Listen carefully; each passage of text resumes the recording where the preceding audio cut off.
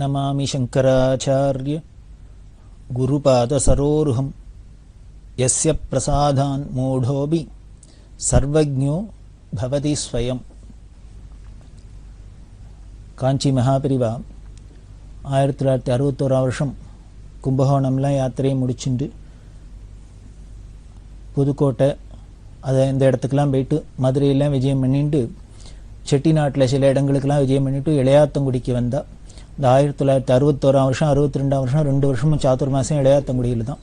இளையாத்தங்குடியில் தான் காஞ்சி காமகோடி பீடத்தோட 65வது பீடாதிபதிகள் ஸ்ரீமத் சுதர்சன மகாதேவேந்திர சரஸ்வதி சுவாமி எழுங்கிற இந்த மகானோட அதிஷ்டானம் அங்கே இருக்கு.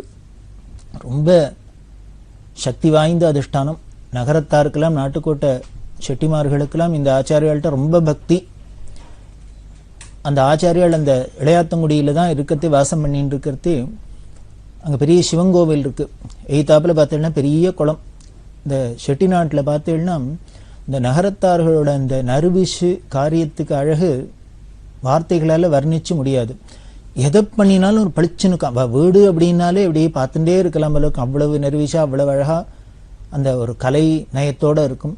இந்த ஊர்லலாம் பண்ணினா குளத்தெல்லாம் பார்த்தீங்கன்னா இந்த படிகள்லாம் கட்டியிருக்கிற அழகும் அதுக்கு உண்டான அந்த நீட்னஸும் ரொம்ப அழகாக இருக்கும். இந்த இளையாத்தங்குடி குளம்லாம் அப்படி தான் இருக்கும். இல்லை நகரத்தார் இடங்களில் இருக்கிற எல்லா இடமே அப்படி தான் இருக்கும். அந்த இளையாத்தங்குடியிலும் பெரிய குளம். அந்த 65வது பிரிவா என்னமுன்னா அந்த இளையாத்தங்குடியில் இருந்துருக்கிறதே ஒரு நாளைக்கு குளத்துல ஸ்நானம் பண்ணிட்டு அங்கே அனுஷ்டானம் பண்ணிட்டு இருக்கா. அனுஷ்டானம் பண்ணிட்டு இருக்கிறதே பக்கத்தில் அந்த கோவிலுக்கு பக்கத்தில் ஒரு புல், அதாவது முட்புதர்லாம் மண்டின்னு ஒரு இடம், புஷ்ன்னு சொல்லுமே, அது மாதிரி ஒரு இடம். அதை காமிச்சு இந்த இடத்த எனக்கு தரையா, இது யாரோடது, இந்த இடத்த தரையா அப்படின்னு அங்கே இருக்கிற அந்த செட்டிகள்கிட்ட கேட்டிருக்கா. அந்த செட்டியார்லாம் சொன்னால் அது ஒரே முள்ளு புதரும் அதுமா இருக்குது. பெரியவாளுக்கு வேணும்னா ஆச்சாரியாளுக்கு வேணும்னாக்க நல்லதான் இந்த இடத்துலயே மற்ற இடங்கள்ல எங்கே இருக்கோ இந்த ஊரில் இந்த இடம் வேணாலும் தரும், அந்த இடம் எதுக்கு அப்படிங்கிறா. இல்லை இல்லை அந்த இடம் தான் வேணும் அப்படின்னு இந்த ஆச்சாரியாள் சொன்னால் கொடுத்தா அந்த இடம் கொடு அப்படின்னு சொல்லிட்டு விட்டுடுறா. அதுக்கப்புறம் கம்பல் பண்ணல. இது இந்த குளத்தங்கரையில் உட்காந்து ஒரு நாளைக்கு கேட்டுது. அதுக்கப்புறம் மறுநாளைக்கு போக மறுநாள் 2 நாளில் அமாவாசை வருது. பங்குனி மாதம் அமாவாசை. அந்த அமாவாசை அன்னைக்கு அந்த குளத்துல உட்காந்துட்டு ஸ்நானம் பண்ணிட்டு ஜபம் பண்ணிட்டு இருக்கா. ஜபம் பண்ணிருந்தவா அப்படியே பண்ணிருந்தவா தான் சித்தி ஆயிட்டா. எப்பேற்பட்ட யோகீஸ்வராலாம் காமகோடி பீடத்தில் அலங்காரம் பண்ணிட்டு இருக்கா அப்படின்னு பார்த்தா ஒவ்வொருத்தரோட அந்த தபஸும் மகிமையும் அவளோட பிரபாவத்தையும் பார்த்தா சொல்லி அடங்காது, சொல்லி வர்ணிக்க முடியாது. அப்படி ஒரு ஆச்சரியகரமான இருக்கு. ஏன்னா யோக சந்திரமௌலீஸ்வரர்னா அதிஷ்டான தேவத்தை பூஜை பண்ற சுவாமி எப்பேற்பட்டவர். கைலாசத்திலேருந்து ஆதிசங்கர பகவத்பாதால் கொண்டு வந்து யோக சந்திரமௌலீஸ்வரர். அதனால இங்கே யோகிகள் தான் அத்தனை பேரும், பரமயோகிகள். அப்படிதான் இந்த ஆச்சாரியாலும் ஸ்நானம் பண்ணிட்டு அமாவாசை அன்னைக்கு அப்படியே குளத்தங்கரையில் உட்காந்துட்டு அனுஷ்டானத்தில் உட்காண்டவ அப்படியே நிர்விகல்ப சமாதி அடைஞ்சிட்டான். இதை பார்த்தோன்னே இந்த செட்டியார்களுக்கெல்லாம் ரொம்ப மனசு துக்கம் தாங்கலை, ரொம்ப வருத்தப்பட்டா. இப்படி ஒரு ஏன்னா ஒரு மகா தபஸ்வியா ஒரு பழுத்தவழமா ஒரு ஆச்சாரியால ஒரு நரசரீரத்தில் நம்மளோட கூட பார்த்து பழகிவிட்டு அவ இல்லை நம்ம கண்ணை விட்டு அந்த சரீரம் மறையிறது அப்படின்னா எவ்வளோ ஒரு நமக்கு கஷ்டம் இருக்கும். இன்னைக்கு நமக்கு அது இருக்கே. இப்படி ஒரு பெரிவாளை பார்த்தோம் இவ்வளவு அனுபவிச்சோம் அப்படின்னா அந்த பெரிவாளை இந்த சரீரத்தோட பார்க்க முடியல அப்படிங்கிறது ஒரு குறை தானே. நேருக்கு நாம அனுபவிக்க முடியலையே. இதோ அவ அந்தரியாமியா இருக்கா, இங்கேயும் வியாபிச்சிருக்கா, நமக்கு நம்ம மனசறிஞ்சுன்னு நமக்கு நம்ம பிரார்த்தனையெல்லாம் அவன் நிறைவேற்றி வச்சுருங்க அனுகிரகம் பண்ணிட்டு இருக்காங்கிறது வேற. இருந்தாலும் நம்ம ஒரு ஆறுதலா நமக்கு சௌலபியமா போய் அங்கே பழகிறதுக்குன்னு ஒரு சரீரம் ஐத்தாப்புல இல்லைங்கிறது ஒரு வருத்தம் தானே. அது மாதிரிதான் இந்த நகரத்தாருக்கெல்லாம் ரொம்ப வருத்தப்பட்டா அந்த ஆச்சாரியால இப்படி சித்தி ஆயிட்டாளேன்னு. இப்பதான் அவளுக்கு புரிஞ்சுது. 2ஆம் நாளே இந்த இடத்த இந்த முட்புதரா இருக்கிற அந்த இடத்த காட்ட கேட்டாளே ஆச்சாரிய, எனக்கு தரையான்னு கேட்டாளே அப்படின்னு. அவளுக்கு புரிஞ்சுடுத்து. ஓ நாம சித்தியா போகிறோம், நமக்கு சமாதி வைக்கிறதுக்கு இடம் வேணும், அதுக்குத்தான் இது சூச்சகமாக சொல்லியிருக்கா அப்படின்னு நினச்சிண்டு உடனே என்ன பண்ணினா இன்னைக்கு அந்த எந்த இடத்த அந்த ஆச்சாரியால் கேட்டாலோ அந்த இடத்துல தான் சமாதி பிரதிஷ்டை பண்ணப்பட்டிருக்கு. இளையாத்தங்குடி பெரியவாளோட சமாதி அங்கே தான் பிரதிஷ்டை பண்ணப்பட்டிருக்கு. 2 நாளைக்கு முன்னாலே இடத்த செலக்ட் பண்ணி சொல்லி இந்த இடம் அப்படின்னு கேட்டுவிட்டா. ஏற்பட்ட யோகீஸ்வரர் அந்த மகானோட சமாதி உள்ள இடம் தான் இந்த இளையாத்தங்குடி அப்படிங்கிறது.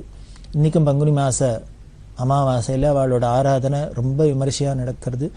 அப்படியே பல பேர் வந்து அங்கே தரிசனம் பண்ணுறது அப்படிங்கிறதெல்லாம் வரப்பிரசாதியாக இருந்துன்னு எல்லாருக்கும் இன்றைக்கும் அனுகிரகம் பண்ணிட்டு இருக்கு. அந்த இடத்துல தான் 61 வருஷம் 62 வருஷம் 2 வருஷமும் புதுப்பிரிவா ஜெயேந்திர சரஸ்வதி சுவாமிகளுக்கு பெரியவா பல சாஸ்திர பாடங்கள்லாம் சொல்லி கொடுத்துன்னு அங்கேயே வச்சுட்டு இருந்தா. முன்னமே பார்த்தோம். அப்படி இருக்கிறதே தான் இளையாத்தங்குடியில் இருக்கிறதே புதுப்பெரிவாளே தன்னோட குருநாதர் பூஜை பண்ணுறதே பூஜை முறையெல்லாம் போட்டு கைங்கரியம் எல்லாம் பண்ணி எல்லாம் பண்ணினார் அப்படின்னு பார்த்தோம். இந்த புதுப்பெரிவாளுக்கு பாடம் சொல்லி கொடுக்கறதுக்கு பல பண்டிதாள்லாம் வந்திருக்கா. அதில் ஆந்திராலேருந்து ஒரு பண்டிதர், ரொம்ப பெரிய மகா பண்டிதர், அவரெல்லாம் அழிச்சுன்னு வந்து அங்கே வச்சு பாடம் நடக்கிறதுக்காக ஏற்பாடு பண்ணியிருக்கு. அந்த ஆந்திரா பண்டிதர் ஒரு நாளைக்கு ரயிலில் வந்து ஆந்திரா தன்னோட இடத்துலேருந்து மெட்ராஸ்க்கு வந்து மெட்ராஸ்லேருந்து ரயிலை பிடிச்சி நேர இங்கே வந்து ட்ரெயினில் திருமயம்னு ஸ்டேஷன், இந்த திருமயத்தில் இறங்கி மடத்து வண்டி வரும், மடத்து வண்டியில் வேலை அழிச்சுன்னு இளையாத்தங்குடி போனோம். இப்படி ஏற்பாடு பண்ணியிருக்கு. அந்த சாட்சியில் வந்து ஆந்திரா பண்டிதர் வந்துன்னு இருக்க ட்ரெயினில் அவருக்கு ஒரு சந்தேகம் வந்துடுத்து, பயம் வந்துடுத்து. நமக்கு எங்கேயான இடம் தெரியாது, நம்ம இந்த இடத்துக்கெல்லாம் புதுசாக இருக்கோம், இடத்த விட்டுற போகிறோமே, ஊரில் இறங்க வேண்டிய ஸ்டேஷனில் இறங்காத எங்கேயான மிஸ் பண்ணிவிட போகிறோமோன்னு ஒரு கவலையில் அப்படி பார்த்துட்டே வரத்த எய்த்தாப்பில் இன்னொரு பண்டிதர் ஒரு வைதிகர் உட்காந்துருக்கார். அவர்கிட்ட சொன்னார், எனக்கு திருமய ஸ்டேஷன் வந்தால் சொல்லுங்கோ அப்படின்னு. உடனே அவர் என்ன மூடில் இருந்தாரோ தெரியாது, எனக்கு தெரியாது அப்படின்னு விட்டார் அவர் அலட்சியமாக. இவர் பார்த்தார், பாவம் சரி இது முன்னால் என்னால் இறங்க போகிறார் போலக்கு, அவருக்கு தெரியல போல இருக்கு, அவரும் பூசி அப்படின்னு நினச்சின்னு இந்த ஆந்திரா பண்டிதன் பேசாத வந்துட்டார். அப்படி வந்து நிற்கிறது ஒவ்வொரு ஸ்டேஷனாக வரத்தையே எட்டி பார்த்துன்னு வர அந்த போர்டெல்லாம். அப்படி ஒரு தினம் ஒரு ஸ்டேஷன் வந்து நிற்கிறதே எட்டி பார்த்தா திருமயம்னு எழுதியிருக்கு. தமிழில் எழுதியிருக்கும், இங்கிலீஷில் எழுதியிருக்கும், ஹிந்தியில் எழுதியிருக்கும் இல்லையோ. இவர் ஆந்திரா பண்டிதராக இருந்ததுனால அந்த சமஸ்கிருத லெட்டர் ஹிந்தி லெட்டர் ரெண்டும் ஒன்று தானே. அதில் திருமயம்னு ஹிந்தியில் எழுதியிருக்கிறத பார்த்தோன்னே இவருக்கு படிச்சுட்டார். உடனே வந்துருத்து அப்படின்னு கிடுகிடுன்னு பொட்டியை தூக்கின்னு கீழே இறங்கினார். கீழே இறங்கி வெளியில் வந்தாக்க மடத்து வண்டி வந்திருக்கு, அதில் ஏறிண்டார், நேரம் மடத்துக்கு வந்துட்டார். வந்து இவர் ஸ்நானம் அனுஷ்டானம்லாம் முடிச்சுட்டு பெரியவாளை பார்க்கணும். அதுக்கு முன்னால் முதல்ல புதுப்பெரியவாளை போய் பார்த்தார். வாழை வந்தனம்லாம் பண்ணிட்டு நிற்கிறதே ஒரு ஆச்சரியம் என்னென்னா, அந்த புதுப்பெரியவா கிட்டக்க அந்த தரிசனம் பண்ணி வந்திருப்பாளோ இல்லையோ, அதில் பக்கத்தில் எய்த்தாப்பில் துறக்கான்ருக்கார். இவரை பார்த்தா இங்கேயோ பார்த்த மாதிரி இருக்கு இந்த ஆந்திரா பண்டிதருக்கு. யாருன்னா, எங்கே ட்ரெயினில் இவர் எய்த்தாப்பில் உட்காந்துன்னு வந்தாரோ, இவர் வழி கேட்டாரே திருமய ஸ்டேஷன் வந்தால் சொல்லுங்கன்னு, அதுக்கு அவர் அலட்சியமாக எனக்கு தெரியாது அப்படின்னு சொன்னாரே, அவர் தான் வந்திருக்கார். அவர் இங்கே வந்து தனக்கு முன்னாலே வந்து இறங்கி இதே ட்ரெயினில் தான் வந்திருக்கார். அவர் முன்னாலே இறங்கி அவர் மடத்துக்கு வந்து எல்லாம் பண்ணியிருக்கார், தரிசனம் பண்ணியிருக்கார். இதை பார்த்தோன்னே இந்த ஆந்திரா பண்டிதருக்கு ஒரு மாதிரி மனசு வருத்தமாக போயிடுது. நமக்கும் அவருக்கும் என்ன விரோதம், முன்ன பின்ன பார்த்ததில்லை. நம்ம ஒன்றும் பெரிய காசு பணம் விஷ் பண்ணணும்னு ஒன்றும் பெருசாக கேட்கல, பெரிய உதவி கேட்கல. நமக்கு ஊர் புதுசாக இருக்கிறதுனால ஸ்டேஷனை விட்டுற போகிறோமே, மடத்து வண்டி வந்து காத்து நிற்குமே, மிஸ் ஆகிட போகிறதே, நம்ம எங்கேயானும் போயிட்டாக்கா அவளுக்கும் கவலை இருக்குமே அப்படிங்கிற ஒரு தாபத்தில் தான் திருமய ஸ்டேஷன் வந்தால் சொல்லுங்கன்னு சொன்னோம். அவர் தெரியாதுன்னு விட்டார். ஆனால் அவரும் திருமய ஸ்டேஷனில் தான் இறங்கி இங்கே மடத்துக்கு வந்திருக்கணும். நம்மளை பார்த்தோன்னே ஒரு வேத வித்வான் அப்படின்னு தெரியறதுனால கேட்டிருக்கலாம், திருமயத்துக்கு வருமா, எங்கே போகிறீள், மடத்துக்கு போகிறீங்களா, என்ன ஏதுன்னு கேட்டிருந்தாக்க நம்மளை கூடவே அழிச்சுன்னு வந்திருக்கலாமே, அப்படி ஒரு ஹெல்ப் பண்ணியிருக்கலாமே. அவரும் இதே இடத்துக்கு தானே வர்றார், நாமளும் இதே இடத்துக்கு தானே வரோம், அவர்கிட்ட தானே உதவி கேட்டோம், அவர் நம்மளை அழிச்சுன்னு வந்து இங்கே அழகாக சேர்த்துருக்கலாமே, அது பண்ணாத எனக்கு தெரியாது அப்படின்னு விட்டேத்தியே பதில் சொல்லிட்டு பிசாத இருந்துட்டாரேன்னு இந்த ஆந்திரா பண்டிதருக்கு வருத்தம். இதை புதுப்பெரியவாள்கிட்ட சொல்லி தாபப்பட்டுருக்கார். மனுஷால புரிஞ்சிக்க முடியல, அவருக்கு நான் என்ன தப்பு பண்ணேன்னு தெரியல, இப்போ தான் முதல்ல பார்க்குறேன், தெரியலன்னு கேட்டேன். இது மாதிரி இது வாய் வார்த்தை தான் வாங்குவோன்னு அழிச்சுன்னு போகிறேன்னு. ஒன்றும் இல்லை, என்னோடய அவர் வந்திருந்தா கூட வண்டி மடத்து வண்டி எனக்காக வந்திருக்கு, அதுலேயே அவரும் வந்திருக்கலாம், அவர் என்ன சௌரியமாகவே வந்திருக்கலாம், அப்படி இருக்கிறதே தெரியாதுன்ட்டு அவர் பாட்டுக்கு தனியாக போயிட்டாரே, இந்த இடத்துக்கு தானே வந்திருக்காரு அப்படின்ட்டு இவருக்கு வருத்தத்தைப்பட்டுன்னு அவள்கிட்ட சொல்லியிருக்கு. இது புதுப்பெரியாளுக்கு நிஜமாகவே வருத்தமாக இருந்தது. ஏன் இந்த வித்வான் இப்படி பண்ணினார், தமிழ்நாட்டு வித்வான் அப்படின்னா அவருக்கும் ஒரு தாப்பம் இருந்தாலும். பீடத்துக்கு வந்த புது சொல்லியா அந்த இளரத்தம் அது உடனே என்ன பண்ணிட்டு, இதை நம்ம பெரியவாள்கிட்ட போய் சொல்லணும். ஒரு வித்வானுக்கு வித்வான் ஒரு ஒத்தாசை பண்ணது வாய் வார்த்தை ஒத்தாசை பண்ணக்கூடாது. அதனால் அப்படி பண்ணியிருக்கிறவர் தெரியாதுன்னு சொன்னது தப்பு. அதனால் பெரியவாள்கிட்ட சொல்லணும், பெரியவாக அதில் போடணும். பெரியவாளும் அவளை கூப்பிட்டு கண்டிக்கிறாளோ என்ன பண்ணுறாளோ பண்ணட்டும், ஏன் நீங்கள் அவருக்கு ஒத்தாசை பண்ணிக்கூடாதுன்னு அவதானு கேட்கட்டும் அப்படிங்கிறதுனால வாங்கும் அப்படின்ட்டு அந்த ஆந்திரா பண்டிதனை அழிச்சுன்னு பெரியவாள்கிட்ட வரார். 2 பேரும் வந்தால் பெரியவா உட்காந்துட்டு இருக்கா. எப்போ வந்தேள் எல்லாம் இந்த ஆந்திரா பண்டிதரை விசாரிச்சோன்னா அப்புறம் மொள்ள சொன்னேன். எந்த வித்வானா ஒரு பேர் யாருன்னு இப்போ இங்கே மடத்துக்கு வந்தோன்னு தெரிஞ்சுட்டு அந்த வித்வானம் கூட வந்தார். நான் ட்ரெயினில் வந்து எனக்கு ஸ்டேஷன் தெரியாதே எங்கேன்னு விட்டுறப்படைங்கிறதுக்காக அவள்கிட்ட கேட்டேன். எனக்கு தெரியாதுன்னுட்டு இந்த ஒத்தாசை கூட பண்ணலை. ஆனால் அவரும் அதே இடத்துல தான் இறங்கி இங்கே தான் வந்திருக்கார், அதே இடத்துக்கு தான் வந்திருக்கார். எனக்கு ரொம்ப தாபமாக இருக்குது அப்படின்னு இவர் ஆந்திரா பண்டிதர் சொன்னோன்னு பெரியவா சொல்கிறா, எனக்கு என்னமோ அவரை போல நல்லவர் கிடையாதுன்னு தோன்றது அப்படின்னா. இப்போ புதுப்பிரியாளுக்கும் இந்த ஆந்திரா பண்டிதருக்கும் ஆச்சரியமாக இருக்குது. ஒருத்தர் நம்ம வாய் வார்த்தையாக கேட்டோம், அவருக்கு பதில் சொல்லலை, அது கூட சொல்லலை, ஒத்தாசை பண்ணலை. ஆனால் அவருக்கு பெரியவா என்ன சர்டிஃபிகேட் கொடுக்குறேன்னா அவரை போல நல்லவர் கிடையாது அப்படின்னு எனக்கு தோன்றதுன்னு பெரியவா சொன்னால் இவாளுக்கெல்லாம் புரியல. ஏன்னா அடுத்த ஒரு இடத்துக்கு வழி கேட்டாக்கா அதை சொல்லலைன்னா அவள் நல்லவான்னு அர்த்தமா பெரியவாளுக்கு. எதனால் அப்படி சொல்கிறான்னா பெரியவா உடனே சிரிச்சுட்டே சொல்கிறா, அவர் நீ கேட்டோன்னே தெரியாதுங்கிறதோட விட்டாரோ இல்லையோ, அவர் ஏதானும் கோச்சுண்டு வேறு எதையான ஸ்டேஷனை காமிச்சு முன்னாலே இதான் திரும்பியே இறங்குமோன்னு சொல்லியிருந்தாக்க அப்படிலாம் ஏதாவது மிஸ்கைட் பண்ணாத எனக்கு தெரியாதுன்னு ஒதுங்கினாரோ இல்லையோ விலகினாரோ இல்லையோ அந்த அளவுக்கு நல்லவர் தானே அப்படின்னா. இப்போ வேற 2 பேருக்கு சிரிப்பு வந்துட்டு. பெரியவாளோட பார்வை எப்படி இருக்குது, நம்மளோட பார்வை எப்படி இருக்குது. அதான் ஞானிகள் அப்படிங்கிறது. அவளுக்கு யார்ட்டையும் எந்த துவேஷமே கிடையாது. மனுஷன்னா இப்படி தான் இருப்பா, சுபாவம் இப்படி தான் இருக்கும். யார் சுபாவத்தை என்ன மாற்ற முடியும்? இன்பான் குவாலிட்டி அப்படிங்கிறோம். பெரியவாளோட தம்பி சிவன் சார் அப்படின்னு பெரிய ஞானி அப்படின்னு பெரியவாளே சொல்லி சர்டிஃபிகேட் கொடுத்தது. ஏன்னா பெரியவா இருந்த வயத்தில் கர்ப்பவாசம் பண்ணி வந்திருக்காருன்னா அவர் ஞானி அல்லது எப்படி இருக்க முடியும்? அப்படி ஒரு பெரிய யோகீஸ்வரா ஞானியாக தான் இருந்திருக்கார். அன்னபானம் கிடையாது, சாப்பிட்டது கிடையாது, சாப்பிட்டாலும் இப்படி குருவி மாதிரி குறிக்கிறது, வருஷ கணக்காக தீர்த்தம் சாப்பிட்டதே கிடையாது, குளித்தது கிடையாது, இப்படியெல்லாம் இருந்தவர் இந்த யோகீஸ்வரர். அவர் ஏணிப்படிகளில் மாந்தர்கள் அப்படின்னு ஒரு பெரிய உயர்ந்த புஸ்தகம் எழுதியிருக்கார். அதில் சொல்றதே சொல்லுவார் ஒரு இடத்துல, அந்த மனுஷாலோட அந்த இன்பான் குவாலிட்டி கெனாட் பி சேஞ்ச் அப்படின்னு. அவளுக்குன்னு பிறவி குணம்னு ஒன்று இருக்கு, அதை என்ன பண்ணினாலும் மாற்ற முடியாது அப்படின்னு சொல்ற. தீர்த்தமும் பாலும் சேர்ந்து இருந்ததுன்னா அதுக்காக கவலைப்படுறதில்லை, அது பாட்டுக்கு தண்ணியை விடுறது, பாலை உறிஞ்சி சாப்பிட்றாப்புல தான். இவாளுக்கு பேரே, ஞானிகளுக்கு பேரே என்ன சொல்றோம்? ஹம்சர்கள்ங்கிறோம். ஹம்சாள், பரமஹம்சாள் அப்படின்லாம் சொல்றோமே. அப்படின்னா என்ன? இந்த உலகத்துல இது மிஸ்ர லோகம் அப்படின்னு சொல்றோம். இங்க நல்லதும் இருக்கும் கெட்டதும் இருக்கும், சேர்ந்துதான் இருக்கும். இப்ப ஏற்பட்ட பரமஹம்சாளா இருக்கிறவா என்ன பண்றா? அந்த கெடுதெல்லாம் விலக்கிவிட்டு நல்லதை மட்டும் எடுத்துன்னு ஆனந்தப்படுற. அதனாலதான் நித்தியானந்தத்தில் இருக்க. அவளுக்கு எப்பொழுதும் எல்லா இடத்துலையும் இருக்கிற தோஷமே தெரியாத நல்லதே தெரியறதுனால, நல்லதே அனுபவிக்கிறதுனாலே அவளுக்கு ஆனந்தம், சதானந்தம், எப்பொழுதும் நித்தியானந்தத்தில் இருக்கா. இதுதான் அவளோட வாழ்க்கையில நம்ம தெரிஞ்சுக்க வேண்டியது. அப்போ இந்த பண்டிதருக்கு பெரியவா அப்படி அட்வைஸ் பண்ணா, நல்ல வேளை அவனை அப்படி இப்படின்னு ஏதாவது மிஸ்கைட் பண்ணி உன்னை எங்கேயானு திண்டாட விடாத, இந்த அளவுக்கு தெரியலேன்னு சொல்லி விட்டாரு, அது வரைக்கும் அவர் நல்லவர் தானே அப்படின்னு. இப்பதான் இவாளுக்கு புரிஞ்சுது, ஓ பெரியவாளோட எப்பேற்பட்ட கருணாமூர்த்தி அப்படின்னு. அப்படி இந்த இளையாத்தங்குடியில் இருக்கிறது. அதேமாரி பொள்ளாச்சி ஜெயம் அப்படிங்கிற பக்த பெரியவா எங்க போனாலும் கூடவே போய் தரிசனம்லாம் பண்ணி கைக்கெல்லாம் பண்ற ஒரு பரம பக்த. அந்த பெரியவா இளையாத்தங்குடியில் இருக்கா. ஒரு நாளைக்கு மத்தியானம் பூஜையெல்லாம் ஆகி பெரியவா பிட்சாகி உள்ளுக்குள்ளே விசிராந்தி பண்ணின்னு இருக்கா. மடத்தில் அங்கங்கே வாழலாம், மற்றவாழலாம் ரெஸ்ட் எடுத்துட்டு இருப்பா. இந்த பொள்ளாச்சி அம்மா வழியில் உட்காந்துன்னு இருக்கா. அப்படி உட்காந்துன்னு இருக்கிறது பார்த்தேன்னா அந்த இளையாத்தங்குடியில் பெரிய முன்னமே சொல்லிக்க இந்த நகரத்தாரோட கட்டடம்லாம் பெரிய அரண்மனை மாதிரி இருக்கும். நடுப்புற இந்த மித்தம் அப்படின்னு சொல்றாப்புல மித்தம் இருக்கும், 4 பக்கமும் கூடும் தாழ்வாரம் அப்படிலாம் இருக்கும். இந்த அம்மா உட்காந்துக்கிட்டு யாரோ ஒரு நார்த் இந்தியன் கணவன் மனைவி வரா. அவ பெரியவாளை உடனே தரிசனம் பண்ணும் அப்படின்னு அந்த அம்மா ஒரு பரபரப்பா இருக்கா, ஒரு டென்ஷன் அப்படின்னு சொல்லுமே அது மாதிரி இருக்கா. பார்க்கணும் அப்படின்னு இந்த அம்மாட்ட வந்து கேட்டா, நான் இப்பயே சுவாமிஜியை தரிசனம் பண்ணும், சுவாமிஜி தரிசனம் பண்ணும். அந்த அம்மா சொன்னா, சுவாமிஜி வருவார் 4 மணிக்கு மேலே வெளியில வருவா, வந்தோடனே அப்போ தரிசனம் பண்ணலாம் அப்படின்னு. இல்லை எனக்கு இப்பயே தரிசனம் பண்ணணும், இப்பயே தரிசனம் பண்ணணும் அப்படின்னு அந்த அம்மா படபடன்னு ஒரு பரபரப்போடு இருக்கா.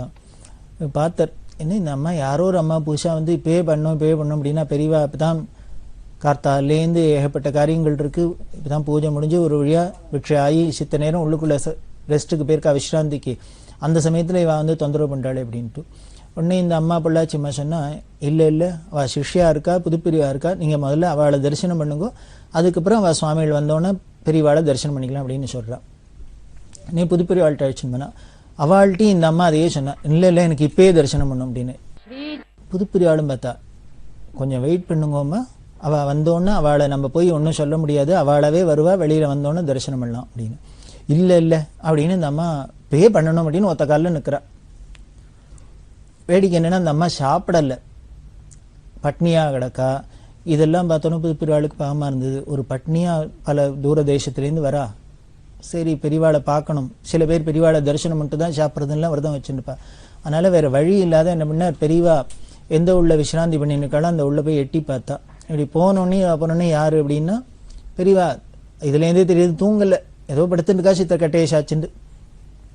புதுப்பிரியா சொன்னா, இது மாதிரி யாரோ குஜராத்லேருந்து வந்திருக்கா, ஒரு தம்பதிகள் வந்திருக்கா, அந்த அம்மா இப்போயே ஒரு பெரியவாளை தரிசனம் பண்ணணும்னு மொத்த காலில் நிற்கிறா அப்படின்னு காதில் போட்டுன்னு பெரியவா அவளை மித்தத்தில் உட்கார சொல்லு வரேன் அப்படின்னா பெரியவா அந்த தம்பதிகளை மித்தத்தில் உட்கார சொல்லிட்டா. பெரியவா அப்புறம் ஒரு 5 நிமிஷம் கழிச்சு வந்தா.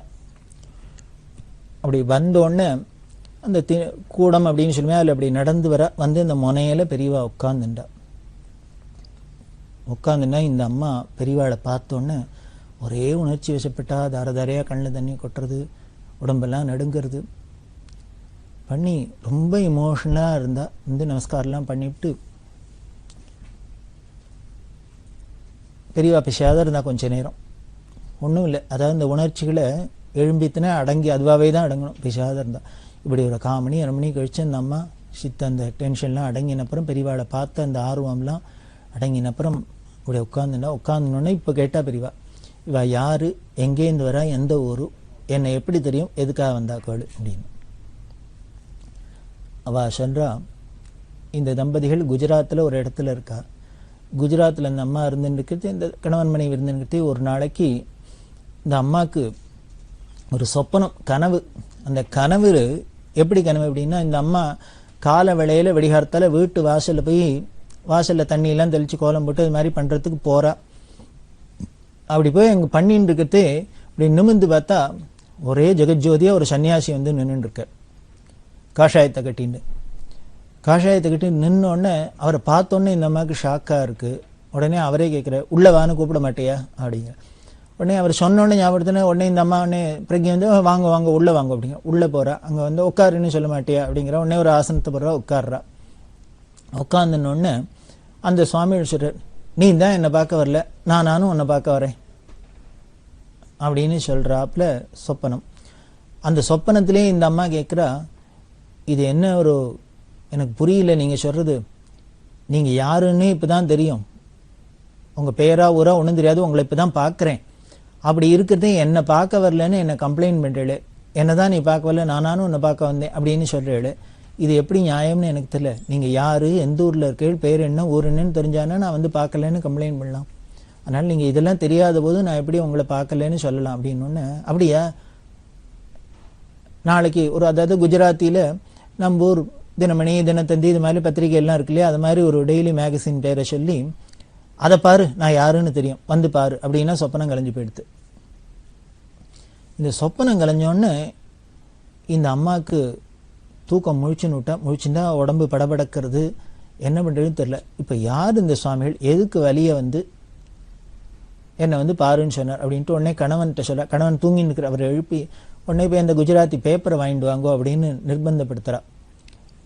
இந்த கணவனுக்கு ஆச்சரியமாக இருக்குது, இவர் ரெகுலராக பேப்பர்லாம் படிக்கிறவோ இல்லை, எதுக்கு இன்றைக்கி என்னமோ இந்த பேப்பரை கேட்குறா அப்படின்னுட்டு, எனக்கு டீ போட்டு கொடு, நான் பேப்பரை வாங்கிட்டேன் குடிச்சிட்டு அப்படின்னா. அவர் சொன்னால், நான் டீ எல்லாம் போட்டு வைக்கிறேன், நீ போய் பேப்பர் வாங்கிட்டு வா, அப்போ தான் முதல்ல எனக்கு இன்றைக்கி பேப்பர் வேணும் அப்படின்னு சொல்கிறான். சரி இவ என்னமோ ஏதோ கேட்குறா முக்கியம் அப்படின்ட்டு இவர் போய் பேப்பரை வாங்கிட்டு வர. பேப்பரை வாங்கிட்டு வந்து பிரித்தா அது கடைசி பக்கத்தில் ஒரு பெரிய விளம்பரம். அந்த விளம்பரத்தில் என்ன இருக்குது அப்படின்னா, ராமேஸ்வரத்தில் சங்கர மண்டபம் கட்டி அதில் ஆச்சாரியர்கள் பிரதிஷ்டை பண்ணி கும்பாபிஷேகம் பண்ண போகிற, அது 1963 வருஷம் நடக்க போகிறது. அந்த கும்பாபிஷேகத்துக்கு உண்டான விளம்பரம் வந்திருக்கு. அதில் ராமேஸ்வரத்தில் அந்த கும்பாபிஷேகம் நடக்க போகிறது அப்படிங்கிற அந்த விளம்பரம் வந்திருக்கு. அதில் பெரியவா தண்டத்தை வச்சு நிற்கிறாப்புல ஃபோட்டோவோட வந்திருக்கு. ஆதிசங்கரர் ஃபோட்டோ, அந்த ராமேஸ்வரம் மண்டப ஃபோட்டோ எல்லாம் போட்டு இந்த ஒரு பக்கம் பெரியவா ஒரு பக்கம் புது பெரியவா எல்லாம் நிற்கிறாப்புல இந்த ஒரு விளம்பரம் வந்திருக்கு. அது பின்னால் அந்த குஜராத்தி பேப்பரில் பெரிய சைஸில் வந்திருக்கு. இதை பார்த்தோன்னே அந்த ஃபோட்டோவில் பெரியவாளை பார்த்தோன்னே இந்த மாதிரி இவர் தான் இந்த சுவாமிஜி தான் கணவர்கிட்ட சொன்னான். அந்த கணவருக்கு தலையும் புரியல காலும் புரியல. காலங்காலத்தில் ஏந்துனோடனே என்னமோ அந்த பேப்பரை வாங்கிட்டு வான்னா, பேப்பரை வாங்கிட்டு வந்தால் பார்த்துட்டு இதுதாங்கிறா அப்படின்ட்டு. நீ என்ன சொல்கிற ஏது சொல்கிற அப்படின்னு உடனே அவர் கணவன்கிட்ட சொன்னேன், இந்த சுவாமிஜி தான் எனக்கு இன்னைக்கு காலத்தில் சொப்பனத்தில் வந்தார். சொப்பனத்தில் வந்து நீ என்னை பார்க்க வர மாட்டேங்கிற, நானும் உன்னை பார்க்க வந்தேன் அப்படின்னு சொன்னேன். நான் உடனே கேட்டேன், நீங்கள் யார் என்ன பேர் ஊரே தெரியாது, நான் எப்படி பார்க்க வரலன்னு என்னை கம்ப்ளைண்ட் பண்ணான்னு சொல்லிட்டு, நாளைக்கு இந்த பேப்பரை வாங்கிப்பாரு, நான் யாருன்னு தெரியும் வா அப்படின்ட்டு சொப்பனம் மறைஞ்சு போயிடுது. அதனால் எனக்கு என்னமோ காரணம் இருக்குது, இவர் என்னை வழியை வந்து அழைக்கிறார், நான் போய் தரிசனம் பண்ணி தான் ஆனணும் அப்படின்னு. இந்த அம்மா இதை சொன்னோன்னே கணவன் ரொம்ப சாவகாசமாக சொல்கிறேன், இந்த சொப்பனத்துக்காக நீ இவ்வளோ சீரியஸாக எடுத்துட்ட, எனக்கும் இதே மாதிரி வந்ததுங்கிற. இவர் என் சொப்பனத்துலையும் இவர் தான் வந்தார், என்னை வந்து பார்க்குவான்னு சொன்னார். இந்த கணவன் அதை ரொம்ப சொப்பனம் கணவன் லைட்டாக எடுத்துனுட்டான். இந்த அம்மாவால் லைட்டாக எடுத்துக்க முடியல. ஒரு தேவதைகள் தரிசனமாச்சோ, ஒரு கோவிலோ, இல்லை ஒரு சுவாமியோ, ஒரு இது மாதிரி மகான்களோ ஞானிகளோ, இவெல்லாம் சொப்பனத்தில் பார்த்தா சாதாரண சொப்பனம்னு இக்னோர் பண்ணக்கூடாது. இது பெரியவாளே சொல்லியிருக்கா. நேர போக முடியாத இடத்துல எப்படி போய் அவளோட கம்யூனிகேட் பண்ணுறது, அனுகிரகம் பண்ணுறது. அதனால் இந்த தெய்வ தரிசனங்களாகிறது எல்லாமே தெய்வீகமாக இருக்கிறது, எல்லாமே திவ்யமாக இருக்கிறது, எல்லாமே வாஸ்தவத்தில் நடக்கிறது தான். இதை ஒன்றே நீங்கள் சைக்காலஜி அது இதெல்லாம் மனோதத்துவ ரீதியெல்லாம் வச்சுன்னு மனசுக்குள்ளே ஆழமாக இருக்கிறதெல்லாம் வெளியில் வரும் அப்படின்னு இந்த சயின்ஸ் எல்லாம் சொன்னீங்கன்னா அங்கே ஒன்றும் ஒர்க் அவுட் ஆகாது. நீங்கள் வேணால் நினச்சி பாருங்கோ, பெரியவா நமக்கு சொப்பனத்தில் வரணும்னு ஒரு நாள் முழுக்களும் ஒரு மாதம் முழுக்களும் நினச்சிட்டே பாருங்க, வராரான்னு வரமாட்டார். இவர் யாருன்னே தெரியாத அவளுக்கு வருவா அப்படின்னா இப்போ இந்த சயின்ஸ் இங்கே ஒர்க் அவுட் ஆகலன்னு தான். இது தானே நடக்கிறது, அவளோட அனுகிரகத்தில் நடக்கிறதுன்னு. உடனே அதை வச்சுன்னு தான் இவள் வந்திருக்கா. அதில் காஞ்சி காமகுடி பீடாது பண்ண காஞ்சிபுரம் வந்து கேட்டால் அவள் இல்லை அவள் இளையாத்தங்குடியில் இருக்கான்னு சொன்னோன்னா அங்கே வந்திருக்கா. அவள் கைட் பண்ண பார்க்கணும் பார்க்க அந்த தவிப்பு இதெல்லாம் பார்த்தோம்.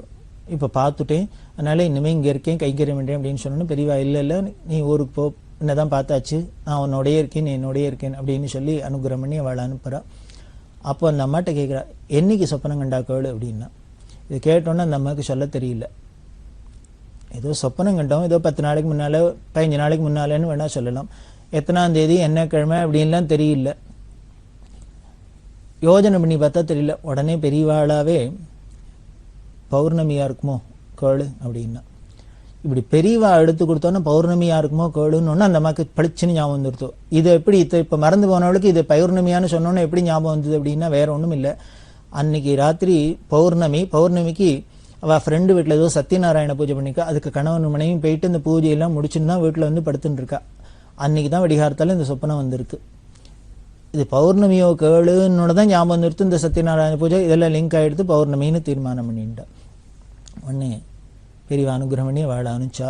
இதில் என்ன ஆச்சரியம்னா, பெரியவா சொப்பனத்தில் போயிருக்காங்கிறதுக்கு என்னென்ன, சொப்பனம் கண்டவளுக்கு அது பௌர்ணமியாங்கிறது மறந்து போயிடுத்து, ஞாபகம் இல்லை. ஆனால் எங்கேயோ இளையாத்தங்குடியில் இருக்கிற பெரியவா சொப்பனம் கண்டது பௌர்ணமியாக இருக்குமோ கோளு அப்படின்னா என்ன அர்த்தம், பௌர்ணமி அன்னைக்கு அங்கே போயிருக்கா அப்படின்னு அர்த்தம்.